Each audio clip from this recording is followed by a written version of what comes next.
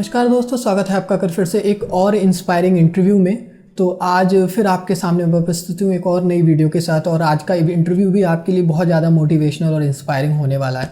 आपको पता है, मैं अक्सर ही आपको ऐसे लोगों से परिचित कराता हूँ, मिलवाता हूँ कि जिन्होंने बहुत ही कम एज में, इवन बहुत ही जल्दी अपनी लाइफ में अपने एम को अचीव किया है। लेकिन आज मैं आपको एक ऐसी पर्सनैलिटी से मिलवाने वाला हूँ कि सांसारिक दृष्टिकोण से अपने आप को आगे बढ़ाने के अलावा क्या कुछ लोग ऐसे भी इस भारतवर्ष में अभी भी मौजूद हैं जो आध्यात्मिक पथ पर बहुत ही कम आयु से अपने को लगा रहे हैं और कुछ ऐसे प्रश्नों को जानने की कोशिश कर रहे हैं जिनके आंसर हमें जानना बहुत ही ज़रूरी है हमारे जीवन में। तो मैं सीधे सीधे आज आपको जिनसे मिलवाने वाला हूँ उनका नाम है सुश्री श्रीधरी जी, और जगत गुरु श्री कृपालू जी महाराज की प्रचारिका हैं। तो अब हम सीधे सीधे दीदी जी से ही बात करेंगे। एक छोटा सा इंट्रो मैंने दिया है और दीदी जी से मैं प्रार्थना करूंगा कि वो अपना एक छोटा सा इंट्रो दें। सबसे पहले तो आपका बहुत बहुत स्वागत है दीदी हमारे चैनल में। राधे राधे। और मैं चाहूँगा कि एक छोटा सा इंट्रो आप अपना खुद दर्शकों के लिए दे दें ताकि वो आपके बारे में थोड़ा सा डीपली जान सकें। संसारी दृष्टि से तो क्या परिचय दूं, लेकिन आध्यात्मिक दृष्टि से जैसा कि आपने बताया कि जगत गुरु श्री कृपालू जी महाराज द्वारा प्रदत्त सेवा जब से उन्होंने प्रदान की है, तो उस सेवा के माध्यम से मेरा परिचय यही है कि मैं जगत गुरु श्री कृपालू जी महाराज की प्रचारिका हूँ। बस इतना ही परिचय अपना देना चाहूँगी। तो दीदी, सबसे पहला प्रश्न तो आपसे मेरा ये है कि इस क्षेत्र में आपका रुझान कब से हुआ और आप कब से आध्यात्मिक पथ पर अपनी सेवा दे रहे हैं? रुझान के विषय में मैं अपने आप को सौभाग्यशाली कहूँगी कि इस फील्ड में आने के लिए मुझे अलग से किसी प्रकार अपने इंटरेस्ट को डेवलप नहीं करना पड़ा। उसके लिए अलग से कोई परिश्रम, कोई प्रयत्न नहीं करना पड़ा, बल्कि बचपन से ही हरि गुरु कृपा से ऐसा वातावरण घर में मिला। भगवदीय सात्विक वातावरण था, माता पिता सात्विक प्रवृत्ति के थे। शुरू से ही घर में ऐसा एटमॉस्फेयर रहा, मेरी परवरिश सात्विक माहौल में हुई, इसीलिए वो रुचि अपने आप बढ़ती चली गई। अलग से मैंने इसके लिए कोई प्रयास नहीं किया। पिताजी शुरू से ही एक वास्तविक गुरु की तलाश में थे, तो जब से श्री महाराज जी मिले तो उनकी उस तलाश पर भी पूर्ण विराम लग गया। तब से वो श्री महाराज जी के हो गए और हम भी सपरिवार बचपन से ही श्री महाराज जी के सत्संग में आते रहे।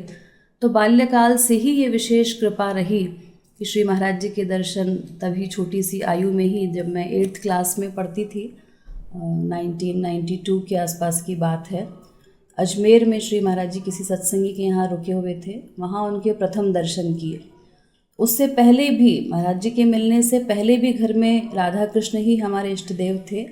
सवेरे शाम उनकी आरती होती थी और उस समय टेप रिकॉर्डर और रेडियो इत्यादि में जो भी भजन आते थे तो सवेरे शाम वो भजन ही पिताजी लगाया करते थे और कोई माहौल नहीं था। जिस एज में बच्चे और कॉमिक्स इत्यादि पढ़ा करते थे, तो उस एज में भी पिताजी हमें धार्मिक पुस्तकें ही घर में लाकर दिया करते थे जिनमें ठाकुर जी की विभिन्न लीलाएं होती थी।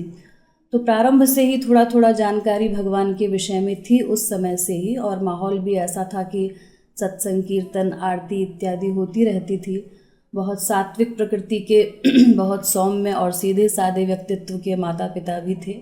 तो इसी परिवेश में ही बाल्यकाल से ही ऐसा वातावरण मिला कि अलग से मैंने कोई प्रयास नहीं किया। जब से श्री महाराज जी मिले तब से फिर हम उनके सत्संग में निरंतर आते जाते रहे।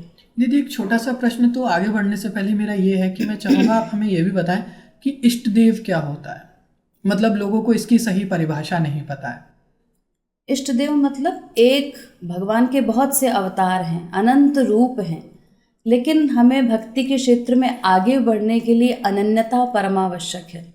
अनंतता का अभिप्राय है किसी एक ही अवतार के प्रति प्रेम। तो भगवान श्री कृष्ण तो सबके मूल अवतारी हैं, समस्त अवतार उनसे प्रकट होते हैं। यद्यपि व्यक्ति अपनी अपनी भावनाओं के अनुसार भगवान के किसी भी रूप को अपना इष्ट बना सकते हैं, लेकिन फिर भी सर्वोच्च रस की प्राप्ति के लिए मूल अवतारी श्री कृष्ण हैं जिनसे समस्त अवतार प्रकट होते हैं। तो भक्ति के क्षेत्र में आगे बढ़ने के लिए बिना अनन्यता हुए, बिना एक रूप से प्रेम किए, अगर हमने थोड़ी देर किसी रूप से प्रेम किया, थोड़ी देर अन्य रूप से प्रेम किया, तो ऐसे तो भगवान के अनंत रूप हैं, तो हमारा प्रेम वो परिवर्धित नहीं हो पाता, आगे नहीं बढ़ पाता। इसीलिए उस भक्ति को आगे बढ़ाने के लिए किसी भगवान के एक अवतार के प्रति अनन्य होने के लिए हमें अपने एक इष्ट का वर्ण करना होता है। तो बचपन से ही हमारे यहाँ राधा कृष्ण ही इष्ट देव रहे, उन्हीं की आरती इत्यादि होती थी, तो उसका भी चयन करने में अलग से मुझे कोई प्रयास नहीं करना पड़ा। अभी तक का इतना समय हो गया आपको इतना अच्छा कार्य करते हुए और प्रचार करते हुए, आपका अनुभव कैसा रहा? अनुभव के विषय में यही कहूँगी कि क्योंकि मेरा स्वयं का इंटरेस्ट बचपन से ही इस कार्य के प्रति रहा, तो जब से श्री महाराज जी ने सेवा दी, ये सेवा ही जीवन का सार नज़र आता है, जिसमें मेरा स्वयं का कल्याण तो निहित है ही। मेरा स्वयं का भी रिवीजन होता है जब भी मैं कुछ लिखती हूँ, कुछ पढ़ती हूँ, कुछ बोलती हूँ, समझाती हूँ, जो भी भगवत विषय लोगों को दे रही हूँ, तो सबसे पहले उससे मैं स्वयं आनंदित होती हूँ, क्योंकि उसमें इंटरेस्ट बाल्यकाल से ही है। तो यही जीवन का सार नज़र आता है, भगवत विषय ही और ये सेवा ही। इसी को मैं आगे भी हमेशा करना चाहूँगी। इसी में फिर साथ साथ दूसरे लोगों का भी कल्याण होता है, तो ये तो सोने पे सुहागा है। तो इसी में रस मिलता है, इसके अतिरिक्त और कुछ संसार में सत्य वस्तु नज़र नहीं आती। दीदी, संसार में जब हम किसी भी चीज़ को पाने की चेष्टा करते हैं, हम चाहते हैं वो हमें मिले, तो बहुत ही कम लोग ऐसे होते हैं जिन्हें वो स्वभावतः मिल जाती है बिना परिश्रम के। हमें बहुत ज़्यादा स्ट्रगल करना पड़ता है, बहुत सारे उतार चढ़ाव भी आते हैं। क्या आध्यात्मिक क्षेत्र को अगर कोई चुनता है तो ऐसे उतार चढ़ाव उसके जीवन में भी आते हैं, या आपके जीवन में भी ऐसे कोई उतार चढ़ाव रहे हों? हाँ, देखिए, जीवन तो संघर्ष का नाम है। वो कभी भी किसी का जीवन सदा एक सा नहीं रहता। कभी परिस्थितियाँ कुछ हैं, कभी कुछ समयानुसार बदलती रहती हैं, कभी अनुकूल परिस्थितियाँ आती हैं, कभी प्रतिकूल परिस्थितियाँ भी आती हैं। तो ये सबके जीवन में होता है। अध्यात्म में आने वालों के साथ भी ऐसा नहीं है कि अगर उन्होंने इस मार्ग का चयन किया है तो आगे उनको किसी प्रॉब्लम को फेस नहीं करना पड़ेगा या उनका जीवन सदा एक सा रहेगा। लेकिन फिर भी सबके अपने अपने प्रारब्ध, अपना अपना पूर्व जन्मों के कर्म, उनका प्रभाव हमारे इस जीवन पर पड़ता है। तो किसी के साथ भी परिस्थितियां अलग अलग हो सकती हैं। मेरे साथ ऐसे कोई विशेष उतार चढ़ाव वाली स्थिति नहीं रही, क्योंकि जैसा अभी मैंने आपको बताया कि मैं इस विषय में बहुत बड़ी आभारी हूँ, मुझ पर विशेष कृपा मानती हूँ हरि गुरु की, कि मुझे ऐसे किसी विशेष संघर्ष का या विशेष उतार चढ़ाव जैसी स्थितियाँ जीवन में नहीं आई। श्री महाराज जी का मिलना और उसके बाद उनके द्वारा ये इतनी बड़ी सेवा का मिलना, बस यही मेरा सौभाग्य है। यही दो विशेष चीज़ें हैं जो मेरे जीवन में हुई हैं। इसके अतिरिक्त बाकी बाल्यकाल से ही, क्योंकि बचपन से ही सत्संग का माहौल था, तो वहाँ भी ऐसी कोई प्रॉब्लम नहीं थी। युवावस्था में भी जब मैंने प्रवेश किया, तो उस समय भी माता पिता के साथ वृंदावन धाम में वास करने का कुछ वर्षों तक सौभाग्य मिला। और उन दिनों में श्री महाराज जी वृंदावन में बहुत रहा करते थे, काफ़ी महीनों तक वहीं पर सत्संग हुआ करता था। तो उस कॉलेज टाइम में भी साथ साथ अनवरत सत्संग मिलता रहा। और उसके बाद पोस्ट ग्रेजुएशन करने के बाद तो मैं इस सेवा में ही आ गई, तब से अनवरत इसी सेवा में हूँ। तो ऐसे कोई विशेष परिस्थितियाँ मेरे जीवन में अब तक नहीं आई। सांसारिक क्षेत्र में अगर हमें प्रतिकूल परिस्थितियों का सामना करना पड़ रहा है, स्ट्रगल, तो आपके अनुसार हमें उससे कैसे डील करना चाहिए, फिर कैसे बाहर निकलना चाहिए?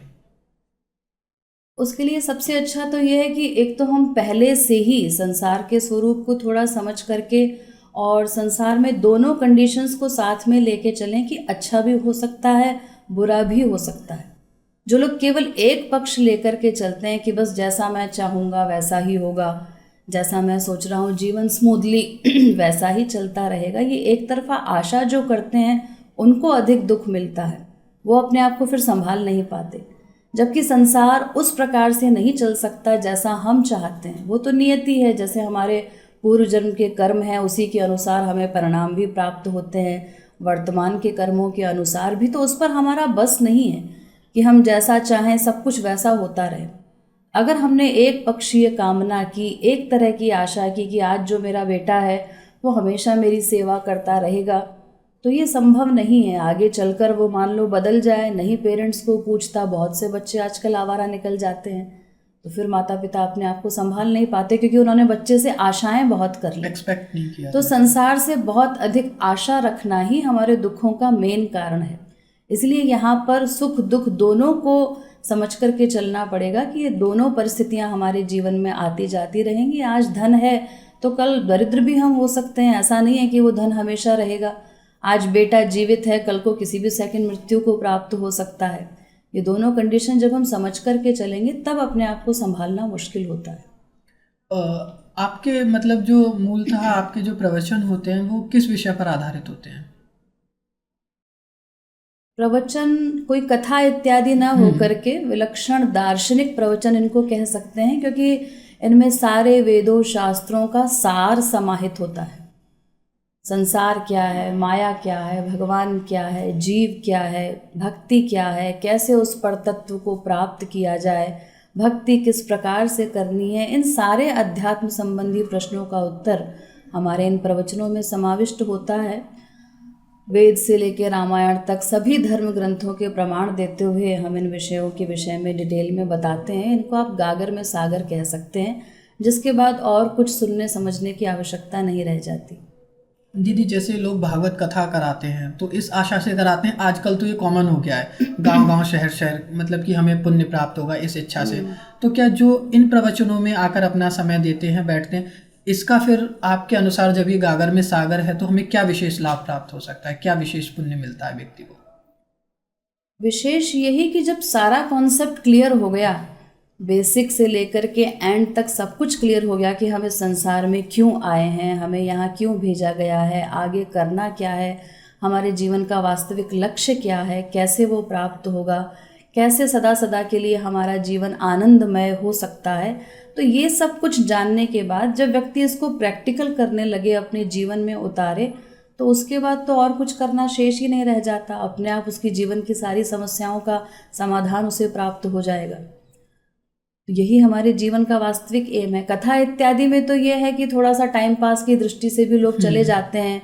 उन कथाओं को उन्होंने हजारों बार पहले सुना भी होता है। सिद्धांत पक्ष को वो इतना नहीं ग्रहण कर पाते, और सिद्धांत इतना क्लियर करने वाले कथावाचक सारे हैं भी नहीं, क्योंकि आजकल तो बहुत से लोगों ने इसको प्रोफेशन भी बना लिया है, कहानियां सुनना पसंद तो आजकल छोटे छोटे से बच्चे भी वो बस थोड़े दिन के का कोर्स करके कोई और सवेरे शाम कुछ कुछ कथाएं सुना दी, ध्रुव प्रहलाद इत्यादि की, जो हम बचपन से सुनते चले आ रहे हैं। तो उसमें व्यक्ति को अपने जीवन का मेन एम और सारा कॉन्सेप्ट क्लियर नहीं हो पाता, सारी चीज़ें क्लियर नहीं हो पाती। केवल वो कथा सुन के थोड़ी देर या तो रस लेते हैं या टाइम पास की दृष्टि से सुन लेते हैं। आगे करना क्या है जीवन में, उसे किस प्रकार से उतारना है, क्योंकि समझाने वाले जो कथावाचक हैं उनके पास भी कोई वास्तविक महापुरुष जिनको नहीं मिला, तो उनको सिद्धांत ज्ञान नहीं होता। तो केवल कथा तो करते हैं, लेकिन बाकी जो श्लोक हैं भागवत के, कोई भी जो उसमें सिद्धांत है, तो उसकी मनमानी व्याख्याएं भी करने लगते हैं। उसमें थोड़ा सा एंटरटेनमेंट के लिए भी कुछ जोड़ दिया, थोड़ा सा राजनीति को भी ऐड कर दिया, बहुत सी चीज़ें आजकल हो रही हैं। तो जो मेन एम है व्यक्ति का, वो उसमें से माइनस हो जाता है, इसीलिए उनसे अधिक लाभ लोग नहीं ले पाते। लेकिन इन फिलॉसफी वाले प्रवचनों को, श्री महाराज जी द्वारा प्रदत्त ज्ञान को जब लोग सुनते हैं तो उनकी आंखें खुलती हैं कि हमारे शास्त्रों में वास्तविकता क्या बताई गई है संसार की। अपना स्वरूप ठीक से क्लियर हो जाता है कि मैं शरीर नहीं हूँ, आत्मा हूँ। तो आत्मा के कल्याण के लिए कैसे मुझे आगे बढ़ना है, शरीर तो एक दिन छूटना ही है।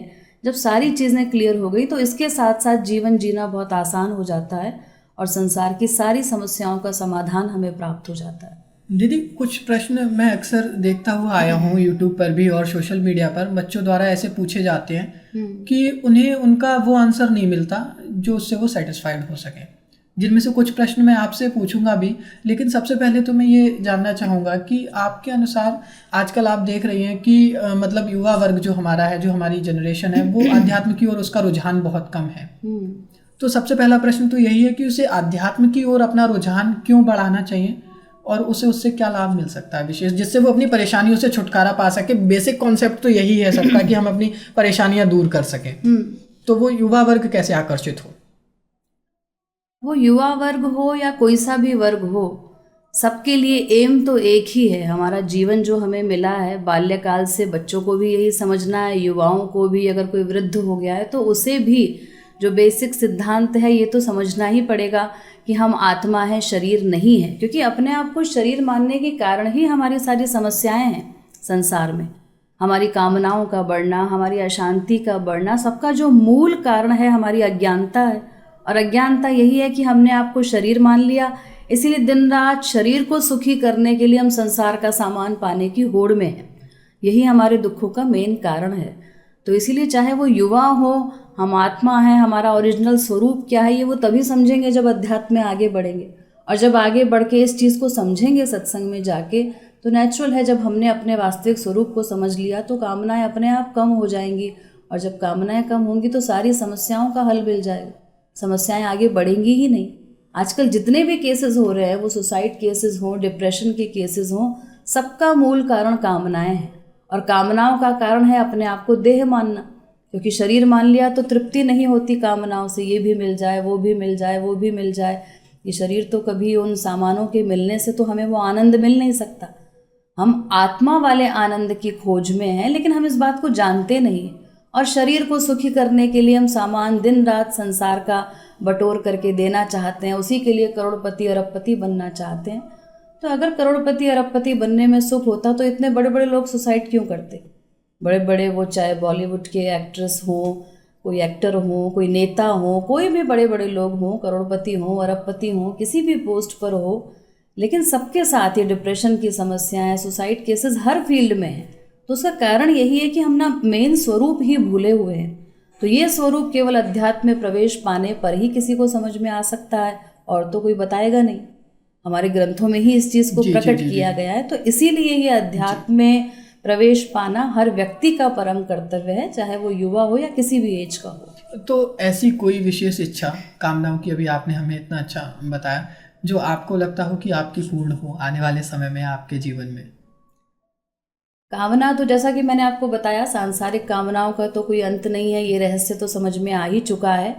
बाकी वर्तमान जीवन में गुरुवर ने जो सेवा प्रदान की है, उस सेवा का ऋण हम कभी चुका नहीं सकते। यद्यपि मैं अपने आप को किसी प्रकार इस सेवा के योग्य नहीं मानती, ये तो केवल हरि गुरु की अनुकंपा ही है कि उन्होंने इस सेवा के लिए मेरा चयन किया।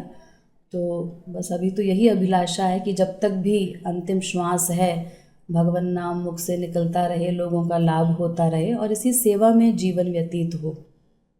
संसार की अगर मैं बात करूं तो ज़्यादातर लोग जितने भी काम करते हैं वो सिर्फ और सिर्फ प्रशंसा पाने के लिए ही करते हैं, कि किसी न किसी माध्यम से लोग हमारी प्रशंसा करें। जैसा कि मैंने आपका प्रोफाइल भी विजिट किया और मैंने देखा कि आपको हज़ारों लोग फॉलो करते हैं सोशल मीडिया पर, और मतलब लोग आपसे जुड़ना चाहते हैं, कुछ नए लोग। तो इतनी प्रसिद्धि देखकर कभी आपको लगा कि मैं इतना अच्छा कार्य कर रही हूँ, आपको इनसाइडली हैप्पीली फील हुआ हो या गर्व महसूस हुआ हो कि मैं सच में बहुत अच्छा काम कर रही हूँ समाज के लिए? देखिए, बात समाज की करूं तो जैसा अभी मैंने आपको पहले भी बताया कि जो सेवा मैं कर रही हूं उसमें सबसे पहले आत्म कल्याण निहित है, सबसे पहले मेरा लाभ है। तो अब उसके साथ साथ लोगों का भी लाभ इस सेवा के माध्यम से हो रहा है, तो ये तो मेरे लिए सौभाग्य की बात है। लेकिन सबसे पहले मैं यही मानती हूँ कि इसमें मेरा कल्याण है। और रही बात गर्व की, तो गर्व जैसी कोई बात महसूस नहीं होती, और प्रसिद्धि जैसी भी, क्योंकि न तो मैं प्रशंसा के लायक स्वयं को समझती हूँ और न ही कोई प्रशंसा पाने की चाह है, न ही प्रशंसा की कोई बहुत ज़्यादा इम्पोर्टेंस। क्योंकि प्रशंसा तो जैसा कि हम शास्त्रों में सुनते पढ़ते हैं, ये तो एक हाथ के मैल की तरह है। आज प्रशंसा है, आज लोग आपको प्रेज करते हैं, कल वो परिस्थितियाँ विपरीत भी हो सकती है, किसी भी कंडीशन में बदल भी सकते हैं, क्योंकि संसार में तो यही सदा से होता आया है। और फिर बड़े बड़े प्रसिद्धि वाले राजा महाराजा जिनका इतना नेम फेम, वो सब एक दिन खाक हो जाते हैं। तो ये सब कुछ तो यहीं रह जाना है। बाकी हाँ, लोगों का प्रेम देखकर मुझे अच्छा लगता है, और वो प्रेम भी डायरेक्ट मेरे प्रति नहीं है। मैं जिन राधा कृष्ण का गुणानुवाद करती हूँ तो भक्त तो उनसे प्रेम करते हैं। श्री महाराज जी की जो फिलॉसफी मैं बोलती हूँ तो लोग उस फिलॉसफी की ओर आकृष्ट होते हैं। और फिर वही वाली बात है कि जब स्वामी की प्रसिद्धि है तो दास तो स्वतः प्रसिद्ध हो ही जाएगा। जब लोग उनको पसंद करते हैं, उनसे प्रेम करते हैं, तो नेचुरल है जब मैं उनकी बात उनको सुना रही हूँ तो उनका एक स्वाभाविक आकर्षण, स्वाभाविक मेरे प्रेम मेरे प्रति भी होता है।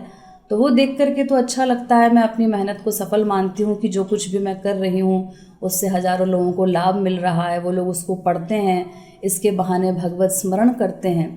तो इस सेवा के माध्यम से मेरा स्वयं का भी स्मरण होता है, अन्य लोगों का भी होता है। बाकी प्रशंसा इत्यादि कोई मेरे जीवन का एम नहीं है, उससे कोई खास फर्क नहीं पड़ता। सौभाग्य महसूस करने में, फील करने में और गर्व फील करने में बेसिक क्या डिफरेंस है दोनों बातों में?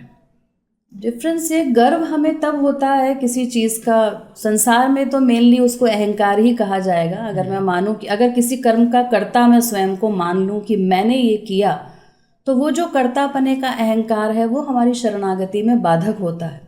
क्योंकि वास्तव में देखा जाए तो मेरा अपना है ही क्या, गुरु के बिना तो किसी जीव को ज्ञान प्राप्त नहीं हो सकता। अगर श्री महाराज जी नहीं मिले होते तो मैं भी अनभिज्ञ होती।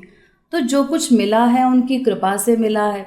फिर मेन बात हमारी बोलने की शक्ति, समझने की शक्ति, हम सारे कार्यों का कर्ता भगवान है। अगर वो हमारी शक्ति को माइनस कर दे तो हम तो ज़ीरो हैं, अपने अस्तित्व को ही हम नहीं रख सकते।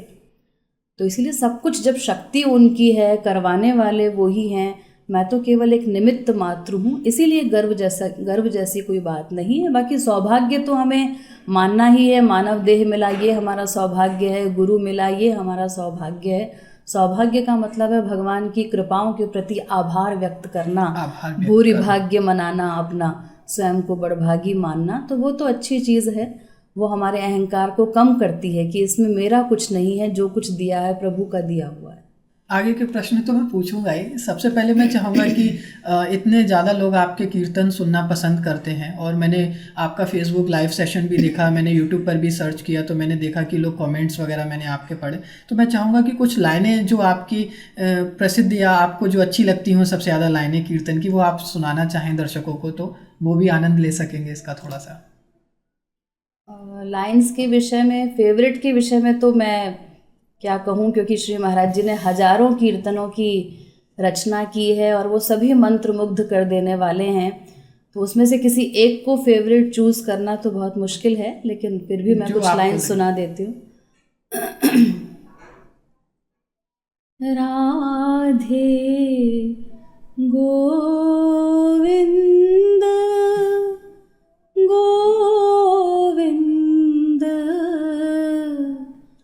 गोविंद राधे, निज चरण कमल की लगन लगा दे, निज चरण कमल की लगन लगा दे, तेरी लगन में मेरो मन मगन बना दे, मोहि प्रेम नगर की डगर बता दे, मोहि प्रीति करन की रीति सिखा दे, मेरा सोया हुआ सौभाग्य जगा दे, तू कृपालु कृपा बिनु मोल लुटा दे, राधे गोविंद राधे, राधे गोविंद गोविंद गोविंद राधे। बहुत सुंदर दीदी। अब मेरे पास तो शब्द ही नहीं है कि मैं क्या कहूँ। बस मैं कोशिश करूँगा कि लोग ज़्यादा से ज़्यादा इसका आनंद लें और जुड़ें आगे भी आपके साथ। मेन चीज़ दीदी, मैंने आपसे अभी कहा था कि कुछ प्रश्न जो कॉमन मैंने नोटिस किए, मतलब ज़्यादातर बच्चे पूछते हैं जो नहीं आध्यात्म में मानते। सबसे पहली प्रश्न तो ये है कि हम ऐसा कहते हैं कि अगर हम श्री कृष्ण भक्ति करते हैं तो हम अपने दुखों को दूर कर सकते हैं। फिर जो लोग ऑलरेडी भक्ति कर रहे हैं वो उन्हें दुख क्यों होता है, उन्हें दुख क्यों मिलता है, उसका कारण क्या है? फिर वो दुख उनके दूर क्यों नहीं हो जाते कृष्ण भक्ति करने से? क्योंकि अभी मैंने आपको बताया कि हमारे साथ पूर्व जन्मों के कर्मों का परिणाम भी हमको इस जन्म में प्राप्त होता है केवल एक ही जन्म में नहीं, क्योंकि हमारे कर्म तो अनंत हैं, अनंत जन्म हमारे हो चुके हैं, तो अनंत अच्छे बुरे कर्मों का स्टॉक हमारे साथ है। उसी में से कुछ कर्मों का परिणाम भगवान इस जन्म के लिए चूज़ करते हैं, उसी को प्रारब्ध और भाग्य कहा जाता है। कई बार ऐसा होता है कि व्यक्ति बहुत परिश्रम कर रहा है लेकिन कोई चीज़ उसके भाग्य में नहीं है तो उसे नहीं प्राप्त होती, तो उसमें हमारे वो पूर्व जन्म के कर्मों का ही वो परिणाम होता है। तो जो कृष्ण भक्ति हम वर्तमान में कर रहे हैं उसका रिजल्ट ये नहीं कि हमको एकदम से दिखाई पड़ेगा, सब कुछ परिवर्तित हो जाएगा, दुख समाप्त हो जाएंगे। ये कृष्ण भक्ति तो हम इसलिए कर रहे हैं कि आने वाले हमारे जन्म न हो। वो भी भक्ति जब हमारी परिपक्व होगी, क्योंकि ये इतना आसान पथ भी नहीं है कि हमने थोड़े से दिन, क्योंकि हमारी आसक्ति इतनी प्रगाढ़ है संसार में, अनंत जन्मों से हम संसार से प्रेम करते आए हैं, संसार में अटैच्ड हैं, तो केवल थोड़ी सी सवेरे शाम हमने माला कर ली या आधा आधा घंटा कीर्तन कर लिया और उसी भक्ति से हम सोचें कि हमारे सारे दुख समाप्त हो जाएंगे, माया चली जाएगी, ऐसा संभव नहीं है। क्योंकि जब इतनी प्रगाढ़ आसक्ति है तो उस आसक्ति को समाप्त करने में भी कई जन्म भी लग सकते हैं। किसी को 10 जन्म लगें, किसी को 1000 जन्म लगे उस आसक्ति को काटने में, भक्ति को परिपक्व करने में। तो मेन तो दुख तब समाप्त होते हैं जब माया चली जाती है, भगवान का लोक प्राप्त हो जाएगा, तब वो सदा सदा के लिए आनंदमय हो जाएगा जीव भगवान को प्राप्त करके। लेकिन तब तक, जब तक हमारा जीवन है, जब तक वो एम असली लक्ष्य हमको नहीं प्राप्त हुआ, भगवान को जब तक हमने नहीं पाया, जब तक माया है, तब तक हमारे प्रारब्धवश सुख दुख की स्थितियां आती जाती रहेंगी, उस पर हमारा कोई बस नहीं है। लेकिन हाँ, भक्ति करने वाले को दुख की फीलिंग कम हो जाती है। दुख तो उसके जीवन में आएंगे क्योंकि पूर्व जन्म के कर्म हैं उसके, अभी भक्ति इतनी दृढ़ नहीं हुई, परिपक्व नहीं हुई, तो दुख तो आते हैं। लेकिन भक्ति से हमारा विवेक जागृत होता है, तो उस विवेक से, उस भक्ति की शक्ति से उन दुख की परिस्थितियों को हैंडल करने की कैपेसिटी हमारे पास होती है, जिससे हम उसको विवेक से हैंडल करते हैं, तो वो दुख हमारे ऊपर ज़्यादा हावी नहीं हो पाता, ऐसा प्रभाव नहीं डाल पाता कि कोई दुख आया तो हम टूट जाएं, निराश हो जाएं या सुसाइड जैसा कोई गलत स्टेप उठा लें, ऐसा नहीं होता। वो सब लाभ प्रत्यक्ष मिलता है। ये सुसाइड जो लोग कर लेते हैं, आपने हमें बताया, तो इसका मूल कारण यही है कि हम लोगों की आसक्ति उसमें इतनी ज़्यादा है कि हम अपनी बुद्धि के अनुसार निश्चय नहीं कर पाते। बेसिकली मैं अगर बात करूं तो श्रीमद् भागवत महापुराण और श्रीमद् भगवद गीता दोनों ही महान ग्रंथों में आते हैं। अगर मैं अधिकतर फिलोसफर्स की बात करूं तो लोग गीता को ज़्यादा कोट करते हैं, और अगर कथावाचकों की बात करूं तो लोग भागवत महापुराण का ज़्यादा कथावाचन करते हैं। तो दोनों में सर्वश्रेष्ठ कौन है? और कथावाचक मतलब भागवत महापुराण का ही चयन क्यों करते हैं पाठ करने के लिए? जहाँ तक महान ग्रंथ कहा जाए तो ग्रंथ तो सभी महान हैं, क्योंकि या तो भगवान के द्वारा प्रकट किए गए, जैसे वेद है, इसी प्रकार से गीता भगवान ने प्रकट की, तो कुछ ग्रंथ भगवान के द्वारा प्रकट किए गए, बोले गए, और कुछ ग्रंथ महापुरुषों ने लिखे हैं, वही वास्तविक ग्रंथ हैं। बाकी जो मनुष्यों के द्वारा लिखी गई पुस्तकें इत्यादि हैं, उनकी तो कोई वैल्यू नहीं है, क्योंकि वो उन्होंने अपनी माइक बुद्धि से लिखा है। तो ये जो ग्रंथ हैं इसमें हम सभी को महान कह सकते हैं, और सभी में एक सी बात है। वैसे तो भगवत शरणागति की बात वेद में भी है, और वही वेद से लेकर रामायण तक सभी ग्रंथों में है। भगवान से प्रेम करने की बात सभी शास्त्रों में है। लेकिन फिर भी भागवत का स्थान सर्वोच्च इसीलिए है, समस्त पुराणों में सर्वश्रेष्ठ पुराण उसे कहा गया, महापुराण कहा गया, वो केवल इसीलिए कि उसमें पंचम पुरुषार्थ प्रेम का वर्णन है। बाकी जो अन्य ग्रंथ हैं, गीता इत्यादि या दूसरे भी ग्रंथ हम देखते हैं, तो कई ग्रंथों में धर्म, अर्थ, काम, मोक्ष, इन 4 पुरुषार्थों की बात की गई है। लेकिन भागवत एक ऐसा ग्रंथ है जो सबसे पहले उसका प्रारंभ ही होता है, प्रथम श्लोक है धर्मः प्रोज्झित कैतवः, यानी उसमें कैतव रहित धर्म का निरूपण किया गया है। तो कैतव कहा गया छलावा, भुलावा जिसको कहा जाता है। धर्म, अर्थ, काम, मोक्ष, इन 4 कामनाओं के चक्कर में पड़ के व्यक्ति भगवत प्रेम को भूल जाता है। और पंचम पुरुषार्थ है प्रेम, जो मोक्ष से बड़ा है। तो उस पंचम पुरुषार्थ का वर्णन है भागवत में, और पंचम पुरुषार्थ प्रेम में भी जो प्रेम का सर्वोच्च स्वरूप है गोपी प्रेम, जिससे महारास रस का अधिकारी जीव बनता है, और उस रस से परे आध्यात्मिक जगत की कोई कक्षा नहीं है, इसीलिए इसको सर्वश्रेष्ठ ग्रंथ माना गया। इसीलिए मतलब ज़्यादातर लोग, लेकिन मैं आपको सच बता रहा हूँ, इतने लोगों से मैं मिला और भी लोगों के मैंने शूट किए, इतना सटीक आंसर अभी तक किसी ने नहीं बताया कि भागवत महापुराण का ही लोग। इवन मैं समझता हूँ कि जो अधिकतर लोग कथा कर भी रहे हैं आजकल, तो हर कोई आप देख रहे हैं कि भागवत कथा कहना शुरू कर चुका है, वो भी नहीं बताते कि भागवत महापुराण क्यों सर्वश्रेष्ठ है और ग्रंथों की तुलना में। बेसिकली अभी जैसे हम देख रहे हैं कि अगर हम युवाओं की बात करें तो आध्यात्मिकता की ओर आप खुद भी देखती हैं कि जो मानते हैं भगवान में वो तो विश्वास करते हैं, जो नहीं मानते हैं वो अनर्गल प्रश्न भी ज़्यादा पूछते हैं कि हम नहीं मानते हैं या आप मानते हैं तो भी आपको दुख क्यों हो रहा है। जितने नए लोग अब अगर चाहते हैं बेसिकली अगर जुड़ना या किसी भी महापुरुष के या किसी भी बाबा के पास जब वो प्रवचन सुनते हैं तो किन बातों का विशेष ध्यान रखना चाहिए कि कैसे जज करें कि ये ठीक है या नहीं? क्योंकि जैसे वो तो न्यूट्रल है, कोई मेरे जैसा बच्चा कोई पहुंच रहा है कहीं भी, उसे नहीं पता बिल्कुल भी कि वेद क्या है, शास्त्र क्या है, भागवत क्या है, जो उसने सुना है। अब अभी आपने हमें बताया कि जो दिव्य ज्ञान यानी कि जो आपके प्रवचन जिस विषय पे आधारित होते हैं वो आप वेदों शास्त्रों का सार बताती हैं। हमने तो नहीं सुना कभी, हम ये कैसे जज करेंगे हमारे लिए ये बेहतर है या वो बेहतर है? देखिए, जैसे संसार में किसी इंजीनियरिंग कॉलेज में आपको दाखिला लेना है तो हम अभी तो हम पढ़ाई शुरू करने जा रहे हैं, हम तो नहीं जानते कि कहाँ पे हमको एडमिशन लेना चाहिए, कैसे टीचर्स होंगे, वो अच्छे हैं कि नहीं, कैसा पढ़ाते हैं। लेकिन फिर भी अपनी संसारी दृष्टि से हम पूरी ताकत लगाते हैं ये पता करने की कि बेस्ट कॉलेज कौन सा है। इसी प्रकार ट्रीटमेंट कराना है तो हम कुछ नहीं जानते मेडिकल फील्ड के बारे में, डॉक्टर्स के बारे में, कौन अच्छा होगा कौन नहीं, लेकिन फिर भी हम पूरी बुद्धि का प्रयोग करते हैं कि पता किया जाए बेस्ट से बेस्ट हॉस्पिटल कौन सा है, अच्छा स्पेशलिस्ट कौन सा है, तब हम किसी डॉक्टर के पास जाते हैं।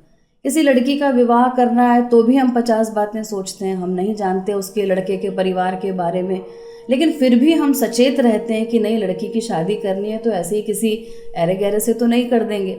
50 चीज़ों की इंक्वायरी हम करते हैं, समय लगाते हैं। फिर अध्यात्म में हम केवल ऐसा सोचें कि कोई हमें मंत्र दे देगा या आकर बता जाएगा कि वास्तविक गुरु कौन है, ऐसा नहीं होगा। इसमें भी समय तो हमें देना पड़ेगा।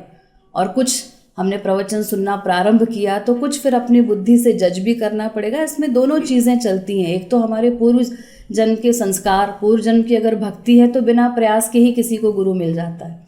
जैसे मैं अपनी ही बात करूं, मैं श्री महाराज जी को कहीं ढूंढने नहीं गई, मैं तो बहुत छोटी सी थी, 8th क्लास में थी, कुछ नहीं समझती थी, लेकिन क्योंकि पूर्व जन्म की भक्ति या संस्कार ऐसे होंगे कि माता पिता ऐसे मिले, परिवार ऐसा मिला कि प्रारंभ से ही भक्ति का माहौल था और बिना ढूंढे बिना किसी प्रयास के श्री महाराज जी मिल भी गए, तब से हम उन्हीं के हो गए। तो एक तो लोग ऐसे होते हैं जिनकी पूर्व जन्म की भक्ति परिपक्व है, संस्कार अच्छे हैं, तो उनको कुछ प्रयास नहीं करना पड़ता, उनको किसी न किसी माध्यम से भगवान सही गुरु से मिला देते हैं। लेकिन अगर ऐसा नहीं है तो इस जीवन में हमें प्रयास तो करना पड़ेगा, क्योंकि निराश होने से तो काम चलेगा नहीं। बिना गुरु के तो जीवन में गति नहीं है, कोई भी सही ज्ञान प्राप्त नहीं कर सकता। तो उसे समय देना चाहिए, कम से कम प्रवचन सुनना प्रारंभ तो करे। जैसे टीवी पर श्री महाराज जी के प्रवचन आ रहे हैं कई चैनल्स पर, तो जब तक कोई सुनना ही शुरू नहीं करेगा तो कैसे समझेगा भी कैसे कि सही क्या है गलत क्या है। तो गुरु सही कौन है, गुरु का चयन कैसे किया जाए, ये भी गुरु ही बताएगा। तो इसीलिए वो कुछ प्रवचन सुनना प्रारंभ करे। मान लीजिए और लोगों की भी सुन रहा है, साथ में श्री महाराज जी भी उसको कहीं दिख गए, तो धीरे धीरे सुनते सुनते उसे कुछ बातें शास्त्रों वेदों की समझ में आ सकती हैं कि कौन सा गुरु सही है, हमें गुरु के अंदर कौन सी चीज़ों को परखना है। बाकी बेसिक वैसे तो बहुत सी चीज़ें हैं, 2-4 चीज़ें जो मेन है कि हम जिस गुरु की आशा में रहते हैं कि गुरु के पास जाने का अर्थ ये है कि वो हमें संसार के सारे सामान दे दे, उसका नाम गुरु। वो बस आशीर्वाद देता चला जाए कि मुझे ये चीज़ मिल जाएगी, तुम पास हो जाओगे बिना मेहनत के, तुम्हें धन मिल जाएगा, पुत्र प्राप्ति हो जाएगी। तो ये सब हमारा पैमाना सही नहीं है, क्योंकि गुरु को ढूंढने के लिए हमारा पैमाना काम नहीं आएगा। शास्त्रों वेदों में जो पैमाना है, असली गुरु की पहचान यही है कि जिसके सानिध्य में जाकर आपका भगवत प्रेम डेवलप हो रहा हो, थोड़े से ही प्रयास से। अगर सत्संगति है, अगर वो वास्तविक महापुरुष है, तो उसके सानिध्य में रहने पर, उसका सत्संग करने पर ऑटोमेटिक हमारा भगवत प्रेम बढ़ना चाहिए। अगर वो नहीं बढ़ रहा है तो इसका मतलब या तो वो गुरु सही नहीं है, या फिर सही गुरु है तो हम उसके प्रति शरणागत नहीं है। तो इसके लिए थोड़ा समय देना पड़ेगा। ये बहुत शॉर्ट में समझने का विषय नहीं है। बस इतना ही कहना चाहूँगी कि पहले सत्संग में थोड़ी सी रुचि बढ़ा करके, नहीं भी रुचि है तो उसको सुनना प्रारंभ करें, तब आगे उनको समझ में आएगा कि क्या करना चाहिए धीरे धीरे। आज की विशेष परिस्थिति के बारे में जो आजकल चल रही है कोरोना की, इसके बारे में आपका क्या निर्णय है, क्या राय है आपकी? देखिए, वैसे तो अभी बीमारी इस रूप में आई है कि सभी इससे भयभीत हैं, परेशान हैं, इतना विकराल इसका रूप है, तो सभी चाहते हैं, नेचुरल है कि ये जल्दी से जल्दी समाप्त हो। लेकिन फिर भी कहीं ना कहीं मैंने तो इसे एक सुअवसर के रूप में देखा, और अपने शब्दों में कहूँ तो ये मुझे भगवान का कोरोना अवतार ही नज़र आया, जिसके सामने सारी दुनिया ने अपने घुटने टेक दिए। भगवान ने अपनी विराट शक्ति का हर प्रकार से अनुभव कराया कि तुम्हारी कोई गति नहीं है मेरे बिना, जैसा मैं चाहूँ जब चाहूँ कुछ भी कर सकता हूँ, इस संसार में कुछ भी हो सकता है। तो हमारे वैराग्य को परिपक्व करने के लिए ये एक बहुत अच्छा सुअवसर है। हमने प्रत्यक्ष इस बीमारी के समय में देखा कि एक ही सेकंड में परिस्थितियाँ कैसे बदल जाती हैं। जिसे हम आज इतना अपना समझते हैं, जिसका आलिंगन करने के लिए व्याकुल हैं, उसको छूने से मनुष्य डरता रहा। इसी प्रकार कोई भी वस्तु, वो चाहे खाने की वस्तु हो या पैसा हाथ में आया, जिस धन के पीछे भाग रहे हैं उसको भी छूने में डर रहे हैं। तो इस वास्तविकता का अनुभव तो कहीं ना कहीं करना चाहिए कि संसार की सच्चाई क्या है।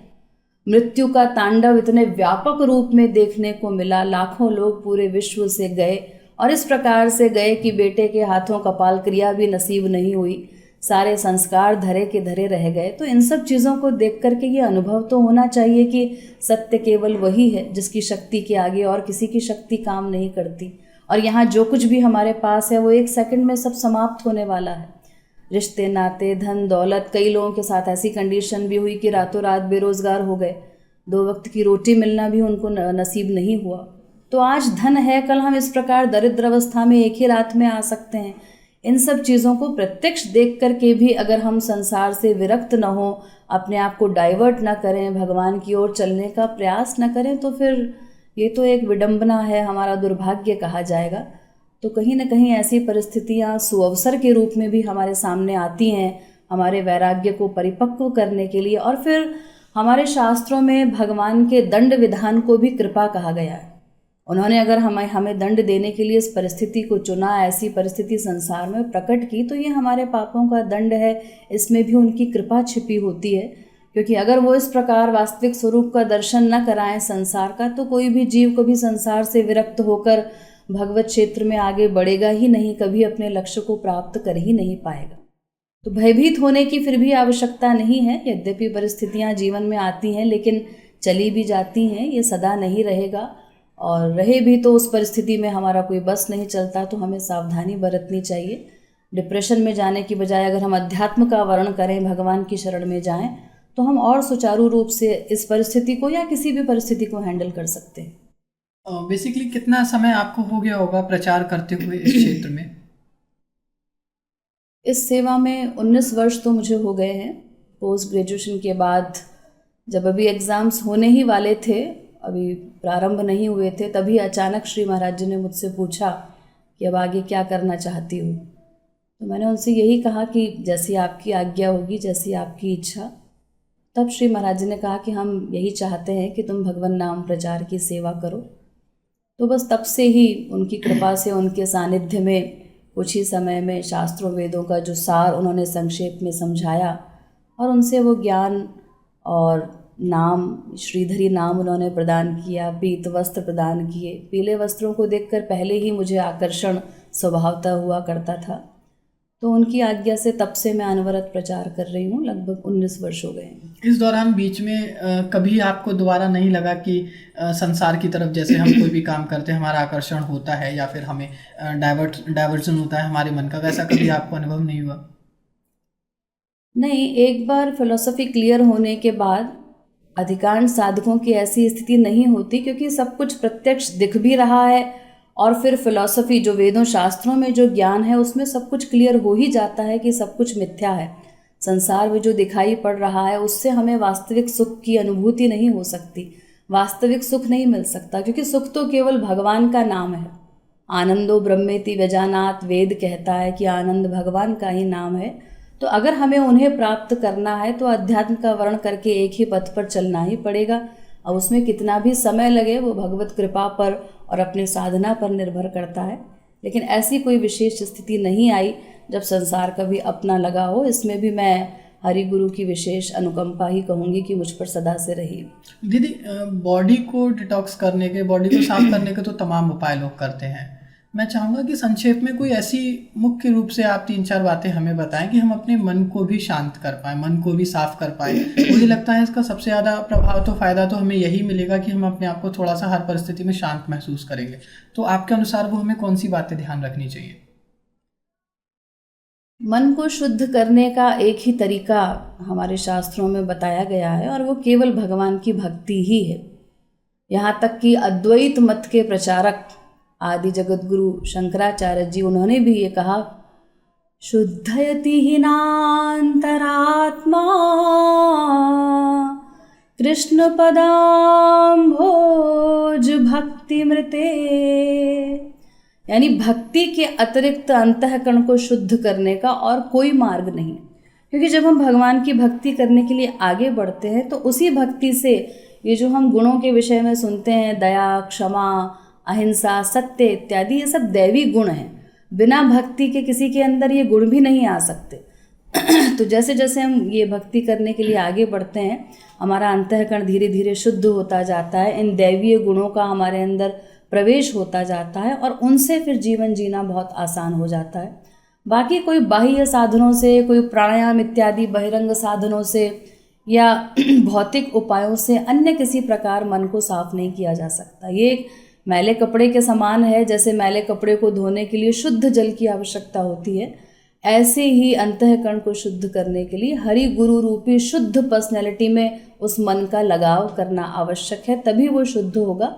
दूसरा और कोई उपाय नहीं है। सबसे पहले तो अंत में मैं चाहूँगा कि कोई आपकी तरफ से ऐसा स्पेशल मैसेज जो आप यूथ को देना चाहें या आपको लगे कि जिसे हमेशा हर किसी व्यक्ति को, जो माने या ना माने, एटलीस्ट अभ्यास तो अपने जीवन में करना चाहिए, फॉलो करना चाहिए। देखिए, सारी समस्याओं का हल केवल अध्यात्म से ही संभव है। भौतिकवादी तो हम हैं ही, भौतिकवाद को तो हमने अपना ही लिया है क्योंकि अपने आप को शरीर मानते हैं, इसीलिए संसार को अपना मानते हैं, तो उस ओर तो हम चल ही रहे हैं। लेकिन अध्यात्म पूरी तरह से हमारे जीवन में माइनस है, अधिकांश लोगों के जीवन में। तो उसी के कारण सारी समस्याएं हैं। समाज में जितनी समस्याएं हैं, जितनी कुरीतियां हैं, अशांति है, बुराइयां हैं, अराजकता है, उसका सबका एकमात्र कारण यही है कि अध्यात्म का प्रवेश नहीं है। तो बिना अध्यात्म के तो विश्व शांति इत्यादि जैसे स्वप्न देखना भी पागलपन की बातें हैं, क्योंकि वो संभव नहीं है। वो न तो किसी राजनेता के उपदेश से विश्व शांति हो सकती है, न अन्य किसी भौतिक उपाय से। उसके लिए भी अध्यात्म का वर्ण करना होगा। जब तक हम यही नहीं समझेंगे कि हम एक ही ईश्वर की संतानें हैं, आत्मा है, इसीलिए हम सब भाई भाई हैं, सब एक हैं, जब तक ये बेसिक सिद्धांत परिपक्व नहीं होगा, तब तक समाज से कोई अराजकता इत्यादि समाप्त नहीं हो सकती, विश्व शांति नहीं आ सकती।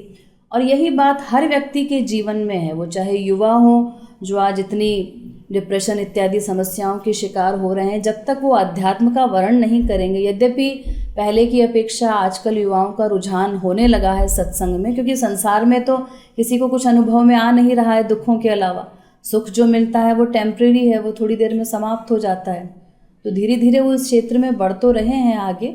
अध्यात्म को अपना कर के ही, वो चाहे युवा वर्ग हो या समाज कल्याण की बात हो, सबसे पहले उसमें उसी का प्रवेश आवश्यक है।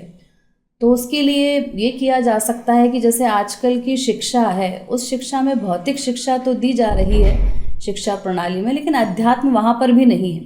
पहले जो शिक्षा बच्चों को दी जाती थी, जो वैदिक ज्ञान दिया जाता था, तो उसमें भौतिक शिक्षा के साथ साथ अध्यात्म का प्रवेश होता था। इसीलिए वो भौतिक हर विषय में तो पारंगत होते ही थे और साथ में परमार्थ पथ के पथिक भी होते थे, अपनी आत्मा का कल्याण भी करते थे। लेकिन आजकल न तो स्कूल कॉलेजेस में वो शिक्षा उनको मिल रही है, तो गवर्नमेंट के सहायता से या किसी भी प्रकार से उन चीज़ों को अगर स्कूल में कॉलेजेस में भी शुरू किया जाए तो वो थोड़ा थोड़ा ज्ञान जब प्रारंभ से ही रहेगा। और माता पिता भी इस ओर ध्यान दें, क्योंकि आजकल देखा ही जाता है कि माता पिता भी मॉडर्न हो रहे हैं, तो संतान से कैसे अपेक्षा करते हैं कि वो संस्कारी होगा और हमारी आज्ञा मानेगा और हमारी सेवा करेगा, जब उनको स्वयं को फुर्सत नहीं है फ़ोन देखने से, कोई धार्मिक पुस्तक का अध्ययन करने से, किसी बात को समझने से। तो बच्चे पे उन सारी बातों का प्रभाव तो पड़ता ही है। इसलिए बदलना तो सबको बदलना होगा। जब पेरेंट्स सही रास्ते पर चलेंगे तभी वो बच्चों को भी सही राह दिखा सकते हैं। हमारी शिक्षा प्रणाली सही होगी तभी उनके अंदर ये गुण आगे डेवलप हो सकते हैं। तो किसी एक के प्रयास से नहीं, ये तो हर प्रयास से हर जगह पर अध्यात्म को ऐड किया जाए तब इन सारी समस्याओं से छुटकारा मिल सकता है। कुछ लोग तो इसलिए भी अपने बच्चों को अध्यात्म की ओर नहीं भेजते कि हमारा बेटा बाबा जी ना बन जाए तो क्या मतलब विवाह के पश्चात विवाह करके भी इस लाइन में आगे बढ़ा जा सकता है और हम उसी गति से आगे बढ़ सकते हैं जो एक सन्यासी अपना जीवन बिताता है जिस प्रकार वैराग्य की ओर? कि विवाह करना न करना ये तो व्यक्ति की स्वयं की इच्छा पर निर्भर करता है। हमारे शास्त्रों में ऐसा कोई नियम नहीं बनाया गया कि अगर कोई अविवाहित रहेगा तो वो अपने लक्ष्य को प्राप्त कर ही लेगा या उसे विवाह नहीं करना चाहिए। बल्कि ये जो 4 आश्रम हम सुनते हैं, ब्रह्मचर्य, गृहस्थ, वानप्रस्थ इत्यादि, ये सब हमारे ग्रंथों में ही बताए गए हैं। तो ऐसा नहीं है कि कोई विवाह करके इस पथ पर नहीं चल सकता। लेकिन हाँ, फिर भी जैसा कि तुलसीदास जी ने स्पष्ट किया रामायण में, उन्होंने कहा गृह कारज नाना जंजाला सोई अति दुर्गम शैल विशाला। उन्होंने गृहस्थ जीवन को एक दुर्गम पर्वत के समान बताया, क्योंकि एक गृहस्थी व्यक्ति की जिम्मेदारियां इतनी बढ़ जाती हैं कि अगर उसके अंदर आत्मकल्याण की भूख भी हो, वो सत्संग में जाना भी चाहे, कुछ करना भी चाहे, तो अपने लिए समय निकालना बहुत मुश्किल हो जाता है। क्योंकि जिम्मेदारियां इतनी बढ़ गई, घर में बच्चे हैं, उनका शोर हो रहा है, किसी को स्कूल लेकर जाना है, किसी को स्कूल से लेकर के आना है, तमाम कार्य बढ़ गए, तो उनमें वो इतना उलझ कर रह जाता है कि उसका टाइम, वो उतना समय नहीं दे पाता जितना एक अविवाहित व्यक्ति दे सकता है। लेकिन फिर भी ये अपने, और यद्यपि हमारे पूर्व जितने भी ऋषि महर्षि इत्यादि तमाम लोग ऐसे हुए हैं, तमाम महापुरुष ऐसे हुए जो गृहस्थ आश्रम में थे, लेकिन अब उनकी जैसी स्थिति हमारी तो नहीं हो सकती। हर व्यक्ति उनकी भांति निर्लिप्त होकर तो गृहस्थ आश्रम में नहीं रह सकता। जब उसने गृहस्थ को अपनाया है तो अभी तक तो वो अकेला था, अब वो आसक्ति बढ़कर पत्नी में हो गई, पत्नी के बाद बच्चों में हो गई, बच्चों के बाद नाती पोतों तक चली जाती है, तो उसको उतना ही समय लगता है उस आसक्ति को काटने में, और सत्संग के लिए समय कम मिल पाता है, जिम्मेदारियां बढ़ जाती हैं। इसीलिए जिन लोगों ने ये समझ लिया, मीराबाई के शब्दों में, ऐसे वर को क्या वरूं जन्मे और मर जाए, वरिये गिरधर लाल को चुड़ लो अमर है जाए। जिन्होंने इस बात को समझ लिया तो उनके लिए फिर विवाह का प्रश्न नहीं रह जाता। लेकिन अगर कोई करना चाहे तो ऐसा नहीं है कि वो लक्ष्य की ओर आगे बढ़ ही नहीं सकता। आज भी श्री महाराज जी के यहाँ भी हजारों ऐसे साधक हैं, गृहस्थी हैं, जो आते हैं समय निकाल करके, तन मन धन हर प्रकार की सेवा भी गुरु की कर रहे हैं। तो ये तो सबका अपना अपना स्वैच्छिक निर्णय है। बहुत बहुत धन्यवाद। सबसे पहले तो आभार व्यक्त करना चाहूँगा एक बार कि आपका इतना समय मुझे मिला, और मैं चाहूँगा कि आप लोग भी फेसबुक पेज के माध्यम से श्रीधरी दीदी जी से जुड़ सकते हैं, यूट्यूब के माध्यम से भी जुड़ सकते हैं, और वीडियो को ज़्यादा से ज़्यादा साझा करें ताकि लोगों तक पहुँच सके।